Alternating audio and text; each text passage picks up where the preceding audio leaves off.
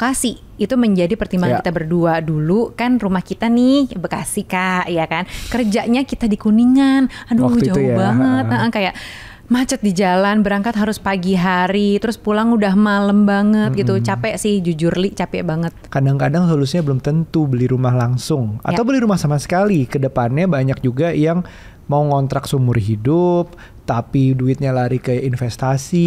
Pengen kekeh tinggal di tengah Jakarta, tapi kalau duitnya nggak ada gimana ya Kak ya? Beli rumah itu bukan keharusan gitu. Jadi sesuaikan dengan pasangannya. Kesehatan mental dan kesehatan fisik kita juga ditentukan oleh dengan siapa kita tinggal gitu ya. Bukan berarti harus di Jaksel aja gitu bahwa kita akan sehat. Enggak gitu Kak.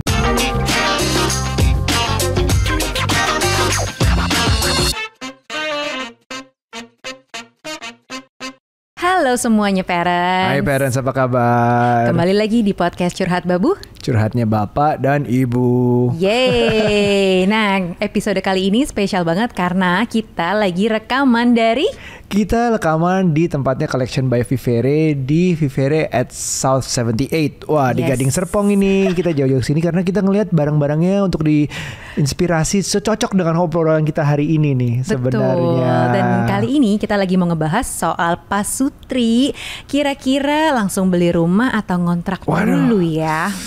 Yang penting kita sekarang keliling dulu yuk, lihat dulu nih apa interiornya bagus-bagus banget di sini untuk siapa tahu beli atau enggak. Pokoknya bikin kita BM ya. Yang tadinya nggak mau beli rumah jadi pengen beli rumah, soalnya mau mengisi-ngisi gitu. Apalagi yang lagi bangun rumah, ada rencana, nah pas banget langsung datang ke sini buat lihat semua produknya. Betul. Ya, Nah sekarang pertanyaannya, beli apa enggak nih rumahnya nih? Kemarin ini tuh sempat ada statement dari Ibu Menteri kita, Ibu Sri Mulyani, yang bilang kalau katanya generasi milenial, generasi Z itu juga bakal kesulitan untuk beli rumah katanya. Kenapa? Generasi milenial ngeliat ke aku, kita. Generasi Z ngeliat ke yang lain yang nih. nonton nih. Yang nonton juga nih.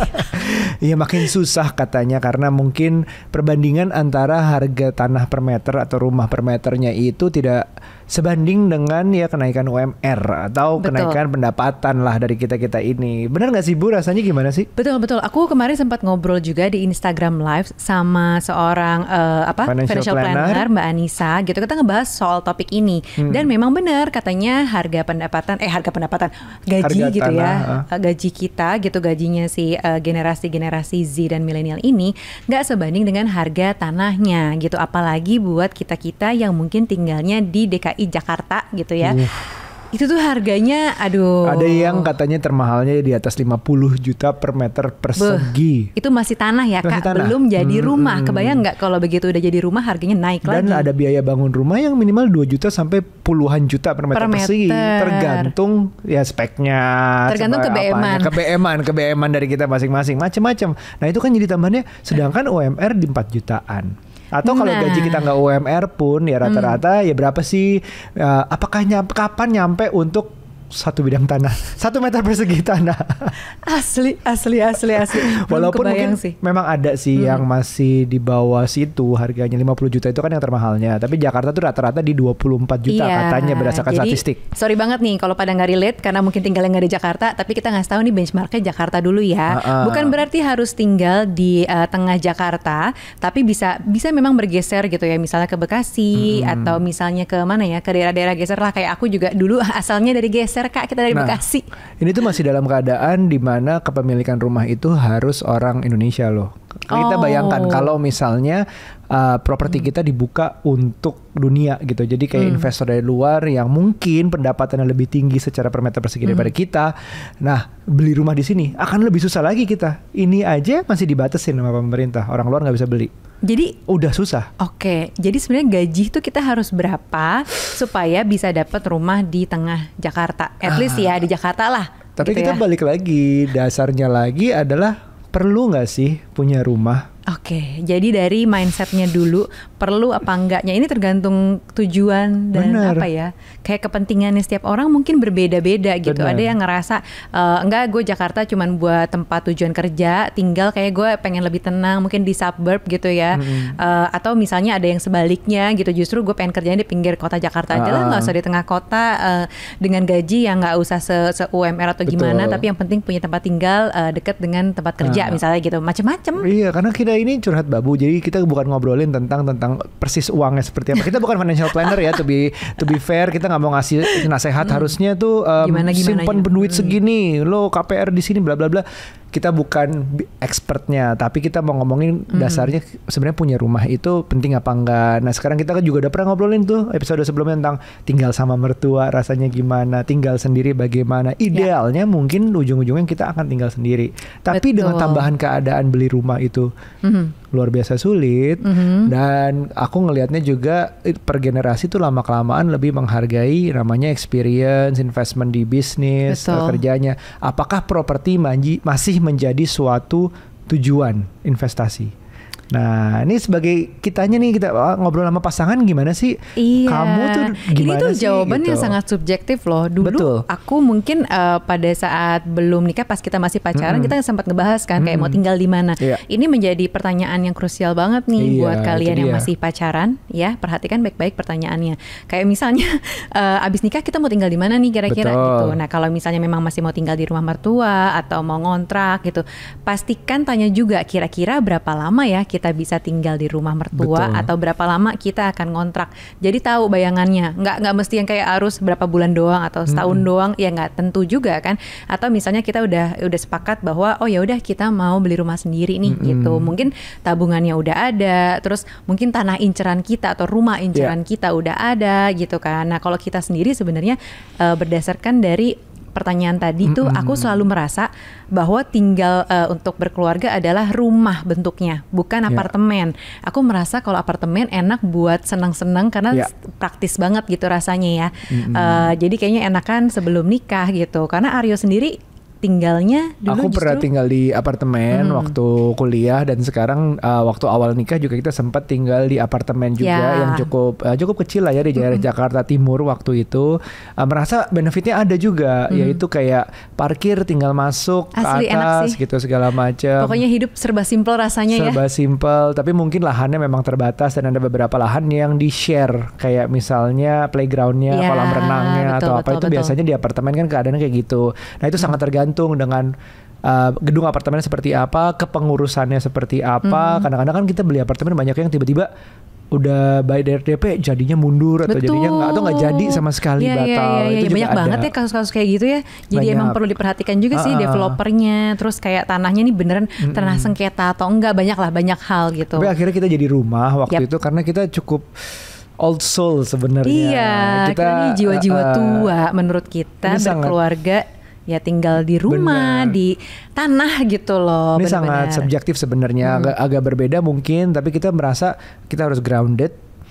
Bisa anak-anak keluar tuh tinggal taman atau tinggal jalanan, jadi ya sebenarnya deket sama tanah gitu. Di saat itu kita mikirnya seperti itu. Yes, dan sebenarnya pertimbangan kedua adalah lokasi. Itu menjadi pertimbangan kita berdua. Dulu kan rumah kita nih Bekasi Kak, ya kan. Kerjanya kita di Kuningan. Aduh waktu jauh banget. Kayak macet di jalan, berangkat harus pagi hari, terus pulang udah malam banget gitu. Capek sih, jujur Li, capek banget. Waktu itu sedangkan kerjaan gue itu di daerah airport. Betul. Ya mau dari mananya jauh sih, cuman ya kalau misalnya at least Nucha dapat di dekat daerah tengah, dan gue ke tengah ke airport masih lebih dekat daripada timur ke airport waktu itu. Iya. Ya udah yuk kita cari yang lebih ke tengah, dan commute-nya kita lihat juga, kita hitung-hitung, oh kita nongkrongnya juga berusaha ke tengah, plus cari sekolah anak juga banyak bagus yang di. Jadi mahal dong Kak kita.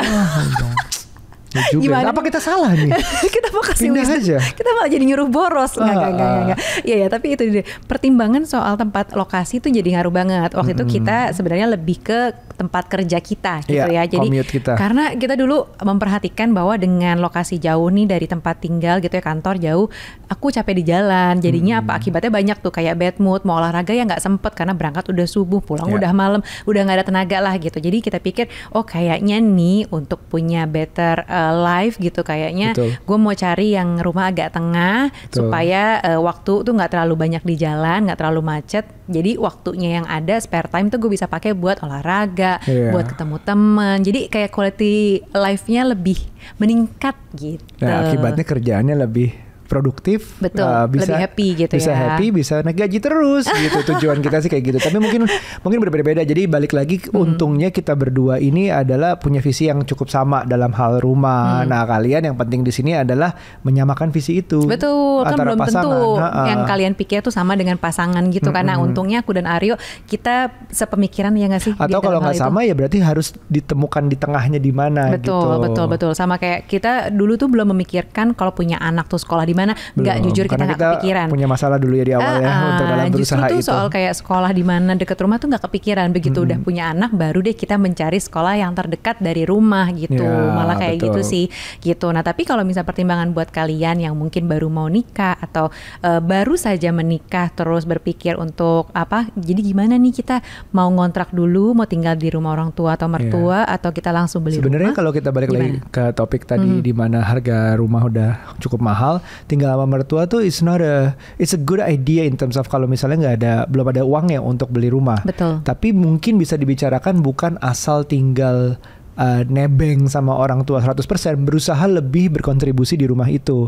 Misalnya bayar listrik, pelan-pelan lah dari listrik lah misalnya, berikutnya bayar air lah misalnya kalau harus bayar internet lah misalnya, karena kita banyak kerja work from home, kita yang paling banyak pakai daripada orang tua, kita yang bayar. Terus misalnya setiap hari apa saya urus masak di rumah ya misalnya, apapun itu yang bisa bicarakan dengan orang tua untuk meringankan beban orang tua. Jadi kitanya sendiri sebagai pasangan punya andil gitu, punya rasa belonging yang ini partly juga gue berkontribut loh di rumah ini. Misalnya renovasi rumahnya, di saat rumahnya itu udah mulai harus direnovasi, itu jadi ada kontribusi. Jadi tinggal sama mertua itu atau orang tua itu jadi bisa kayak sama-sama berandil yang cukup seimbang sehingga bisa membicarakan. Sehingga kalau di saat ada 2 ratu di dalam satu rumah, ya ini nih kita bagi-baginya di sini nih gitu. Dan itu aku ngobrol sama Mbak Anissa waktu di Instagram live bab ngebahas apakah ngontrak nih menjadi solusi gitu ya buat mungkin teman-teman yang Gen Z atau milenial gitu. Apakah ngontrak nih jadi solusi? Ternyata belum tentu juga. Bisa iya, bisa enggak. Karena bisa iya tuh dalam artian gini, ngontrak mungkin oke kalau memang si harga rumah yang kita kontrakin itu memang relatif di bawah rata-rata pasaran misalnya gitu. Atau kalaupun misalnya kita mau beli rumah di daerah situ ya nggak kebeli karena kejauhan nih dan harga si rumah ngontrak lebih murah. Nah itu mungkin masih iya, oke jawabannya ngontrak aja. Tapi jadinya jawabannya nggak usah ngontrak, kayak misalnya harga kontrakannya itu justru mahal banget. Kadang-kadang kan ada yang pengennya kontrakan tuh tetap mewah gitu loh, selayaknya rumah ke BM-an kita gitu ya. Sementara ya jadi nggak kejar, kita nggak bisa nabung juga, kita nggak bisa invest, jadi buat apa gitu loh. Benar. Ya kan, jadi mendingan kalau mau nih misalnya memang udah ada uangnya, ya cari kontrakan yang memang budgetnya sebenarnya di bawah pasaran atau misalnya di bawah rata-rata gitu, sehingga kita masih punya spare uang lagi buat kita misalnya invest. Oh ya udah kita beli properti lagi deh untuk nantinya gitu, berapa tahun kemudian misalnya kita plan oke lah berapa lama. Atau mungkin ada yang pengen KPR juga, tapi konon katanya sekarang itu belum waktu yang pas nih buat KPR. Karena ya itu tadi tuh, karena inflasinya lagi naik-naiknya banget saat ini. Jadi kalau memang mau ya udah hold dulu, uangnya diinvest, kita masih ngontrak dulu nggak apa-apa. Mungkin KPR-nya bisa di beberapa tahun ke depan kalau kondisinya udah memungkinkan. Sekarang pandangan tentang properti itu untuk investasi, karena banyak yang menganggap mungkin ada generasi boomer yang menyediakan rumah untuk kita, itu ada. Terus juga kayak aku dong, aku aja nggak boomer pengen menyediakan rumah buat anak-anakku. Kan investasi. Ada cerita nih dari salah satu podcast 3 Days of Lunch, salah satu edisinya, episodenya kita ngobrol sama seseorang yang memiliki 12 properti rumah untuk disewakan oleh dia, tapi dia sendiri ngontrak. Oh wow. Karena secara hitungannya properti untuk investasi yang dia tinggalin itu akan susah ngitungnya, karena satu berhubungan dengan KBM-an, pengen direnovasi, pengen dibagus-bagusin segala macam, sehingga feel-nya lebih banyak subjektif daripada hitungan oh ini ternyata profit gitu. Jadi ya banyak buat maintenance, banyak buat hal-hal yang bersifat lebih emosional daripada itu hitung-hitungannya, sehingga ya udah aku tinggal di kontrak aja. Kalau di kontrak itu ya gue nggak akan ngubah banyak kan dari kontrakan ini gitu, sehingga bisa terukur biaya-biayanya. Sedangkan yang di properti untuk investasi itu kalau dia nggak sewain itu turun terus. Maksudnya bukan turun ya. Kalau dibilang harganya naik, pertama harga naik itu belum tentu laku.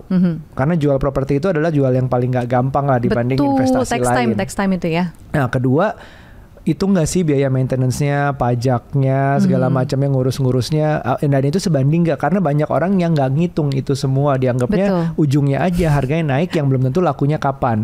Jadi dia pokoknya very calculative, dia hitung semuanya, 12 propertinya dia sewain semua, masih nambah untung untuk operasional setiap bulannya, plus harganya ya naik. Nah, dia maintenance-nya diukur semuanya, sedangkan dia sendiri dia ngontrak. Oh alah. Nah, itu pertimbangan untuk properti itu investasi apa bukan. Tapi juga sebenarnya tuh ada pertimbangan lain nih teman-teman. Opsinya tuh bukan cuman kayak ngontrak rumah orang tua atau gimana gitu, tapi bisa juga beli rumah yang memang udah rumah tua. Biasanya lebih murah kan.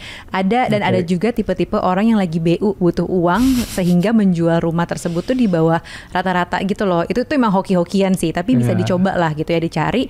Dan menurutku sebenarnya ya memang akan ada renov. Tinggal hitung-hitungan renovnya ini lebih jauhnya lebih mahal gitu apa gimana. Kalau misalnya renovnya masih standar dan masih dalam budget kita, menurutku masih nggak apa-apa gitu. Dan tinggal kita dekor-dekor dengan furniture yang cantik-cantik gitu. Iya, sebenarnya rumah dibagus-bagusin, didekorin itu juga cukup untuk merasa kita lebih happy loh. Itu kan yang susah diukur ya. Betul. Susah diukur, di rumah tuh happy, kerjanya lebih baik, sekarang banyak work from home, itu menghasilkan sesuatu yang lebih lagi, multiplication-nya. Dianggapnya kadang-kadang orang menganggap yang murah aja, yang asal jadi, tapi sebenarnya bentar lagi rusak lagi, atau sebentar lagi kita, aduh ini kok kurang ya, gue rasa pengen upgrade lagi, jadi kan kayak tanggung gitu. Kadang-kadang memang ada yang harus, wah ini spend bagus nih, ini kayaknya investasi untuk jangka panjang gitu. Dan mungkin sebuah hacks juga buat kalian yang memang mencarinya adalah rumah second atau rumah ketiga, maksudnya rumah tiga tangan gitu ya, atau dan lain-lain, rumah tua gitu. Yang perlu diperhatikan ini bangunannya tuh udah lebih dari 10 tahun atau di bawah 10 tahun. Itu penting banget karena biasanya memang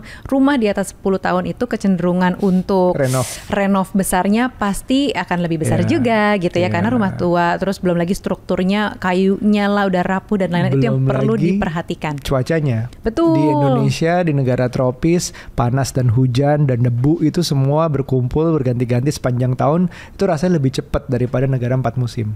Bener sih, lebih cepat merusak rumah ya maksudnya. Nah ini juga cocok buat kalian nih yang pengen lihat-lihat ngisi dan misalnya pengen belinya rumah second aja gitu ya, nggak apa-apa, bisa dipercantik. Kalian bisa mampir ke Vivere yang ada di sini nih di Gading Serpong ya kan. Tinggal mampir aja, pilih-pilih, tinggal dihitung-hitung. Cantik banget beneran di semua sisinya, di semua spotnya tuh cantik. Bisa buat apa ya, dari ruang tamu, kamar, tempat kerja, terus sekalipun outdoornya dibuat di teras gitu tuh semua ada. Dan bisa gitu dibantu konsultasi, sesuaikan dengan rumahnya, apartemennya, ukurannya berapa segala macam, itu bisa bahkan ada yang homemade lah, apa namanya, yang made namanya custom sama yang itu beda-beda. Yes, betul.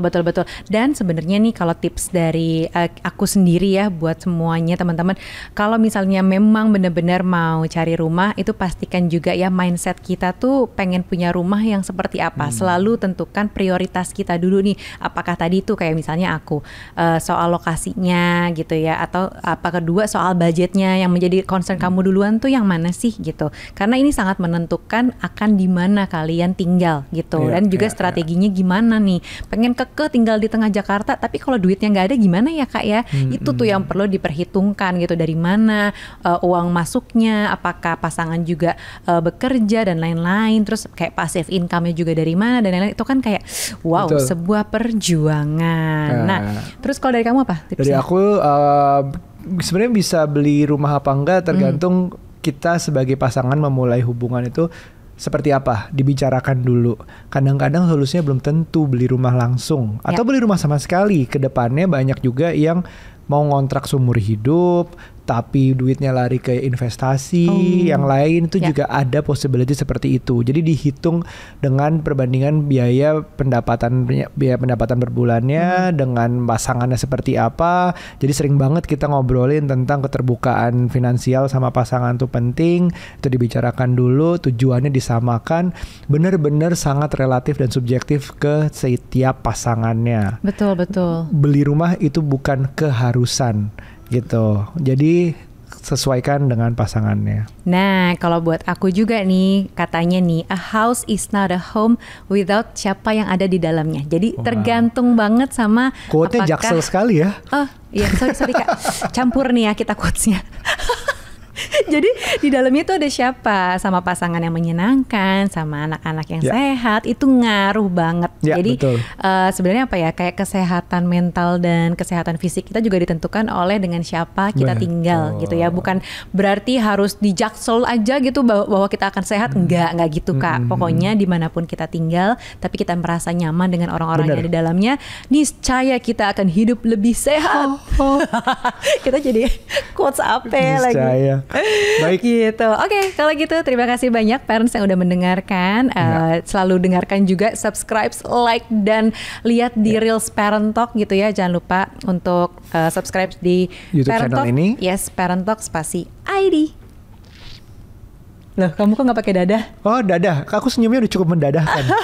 Bye, sampai ketemu di episode berikutnya. Bye.